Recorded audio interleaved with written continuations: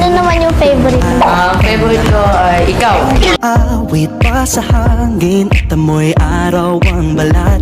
Naaalala ko pa noon, nag-aagawan Gusto mo ba kantahan kita? Sige, gusto ko yan. Gusto din kita. Ay! ka ng ating kwento. Lagi-lagi sa amin ang dumede. Greatest fear. Lumilipad na yun. Ikaw, Miles, ano yung greatest fear mo? Greatest fear ko? Ay, yung mawala ka sa buhay ko.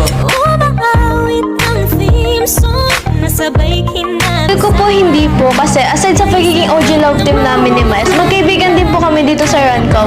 Lagi nga po nang-aasar yan sa akin. Siyempre ganun din, same na sagot ni Ana. Feel ko hindi kami magiging awkward kapag ginawa na namin mga challenges. Kasi siyempre, gumawa din naman tayo ng mga challenges before nung bata pa tayo. And yan, may nagawa na rin kami friendship ni Ana. Maging totoo lang kami sa isa't isa ni Ana kasi matagal na kami magkakilala at nilabuo na rin kami friendship. Ang masasabi ko lang, i-enjoy lang namin to at ayun na, tulad kagaya na sinabi ni Miles, magiging totoo ko yung sarili namin. Na-miss niyo ba ang isa't isa? Oo naman. Happy ka ba na siya ang ka-Switch Love team mo? Siyempre, Best compliment na na-receive mo sa iyong ka-Switch Love team. Magaling. galing na siya. Sumayaw. Oo. Gaano katotoo na naging crush mo si Miles noon? Ay palaging sabay namin. Wow! Grabe talaga. Anong tanong yan? Bata pa kasi kami nun, guys. Kasi naiiyaya pa tayo nun, di ba? Mga bata pa. Nung first meet namin, syempre, oo, bata pa. Eh, syempre, bata pa din, nahiya-hiya. Oo. Baka si Miles. Baka si Miles, hindi ka Nabaka yung ano. Ay, sa iyo. Ano ba? Ano sagot mo doon? Sabi ng dalawa yun.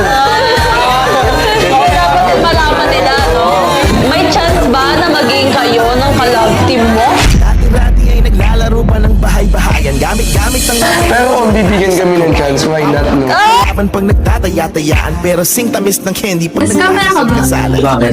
Ay Pag nakikita kasi kita napapangiti ako. Dahil nagbodyo muli na ang sarap siguro balikan ng mga alaala lalo na kung magkayakap mga bata. Huwag naman sana dumating yung araw na maging kidnapper ako. Bakit? Baka lang makuha ka. Walay, Tayong umiyak at Di ba ba ngayon? hindi pwede yan. Una kang kinakatok sa pagsabi. Pinakagusto kong strategy namin ni Ana is mas pinipili namin kami dalawa lang sa isang place para wala kaming distractions kapag nag-script reading kami, kapag binawatch namin yung movie kasi mas mapapadali namin ma-adapt yung feelings and emotions nung nasa movie. Sanay na kami sa isa't isa ni Ana. Ayun, open